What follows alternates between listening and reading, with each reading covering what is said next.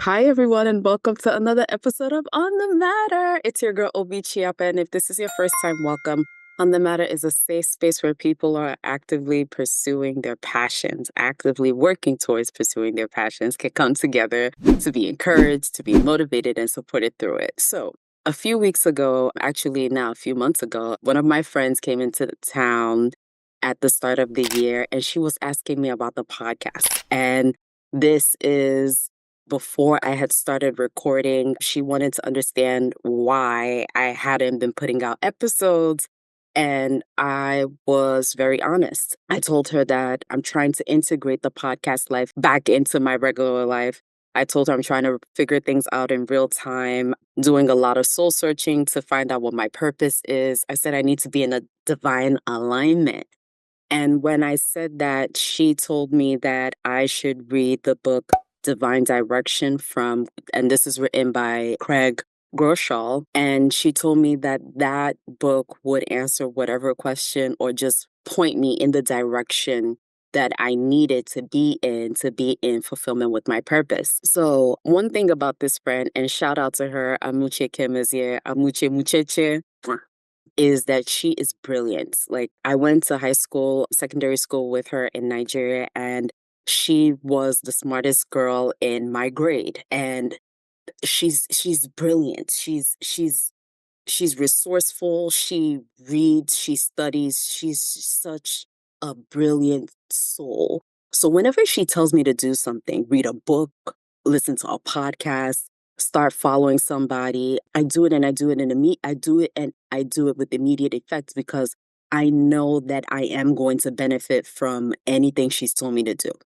So I downloaded the audiobook of this because you guys know I'm a big fan of audio. I downloaded the audiobook and I was blown away by the lessons that were provided in the book. One of the lessons that really stuck with me, and that really is the basis behind this podcast episode, is so he talked about the different elements or different things that he's implemented that have changed his life. And something that he mentioned was picking one discipline. So he said that it's important to, and I'm paraphrasing, so please, this is not a direct quote. It's not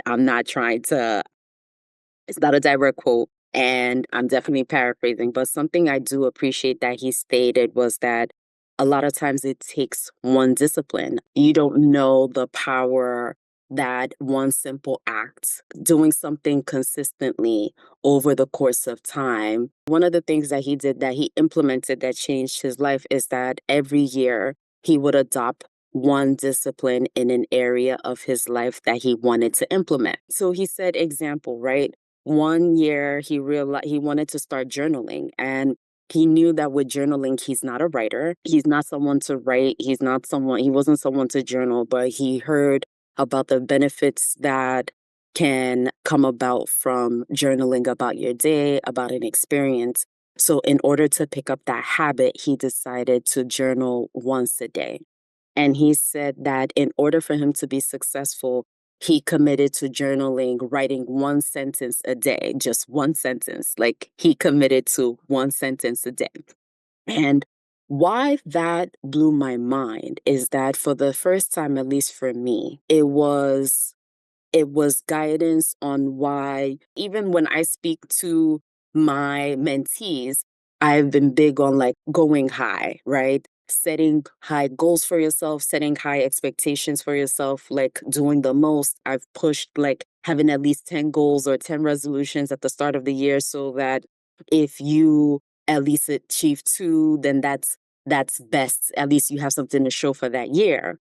But there was something about hearing this from Craig Groeschel about just picking one discipline a year to focus on, and even doing the bare minimum, because if you can build that muscle or create the habit or create the thing, the movement or whatever it is that will set you up for success that you would have to do. Like if you make it so little that it's easy to implement, you find out that with time you're growing in that area. So in the case of going back to his example of journaling, right? And just by doing that, just writing one sentence a day, what that led to was from one sentence that he just one sentence, he would write two sentences and then he would write a paragraph. And then some days he would write a whole few pages. But it all started from that commitment to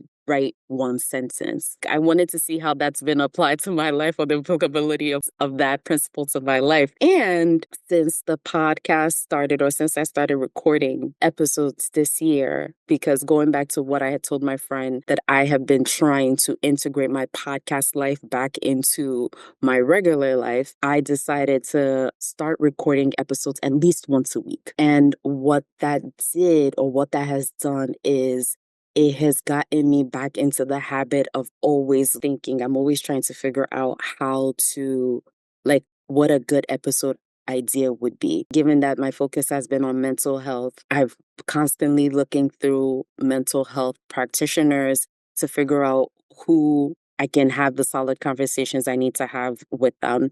As I'm growing, as I'm reading, I'm trying to integrate different elements of my routine to see how that can go into the episode so that it sustains itself.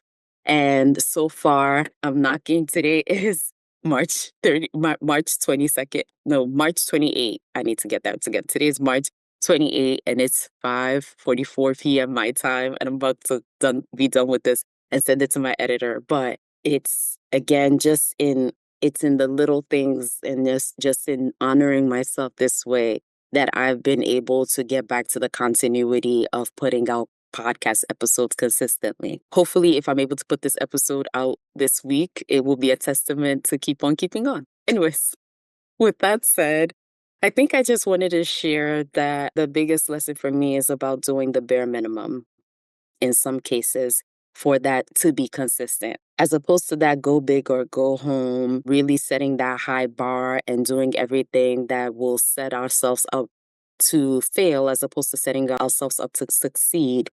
There are different ways to tackle and integrating our lives into the life of our dreams, or our matter lives into our real lives for more fulfilling destiny.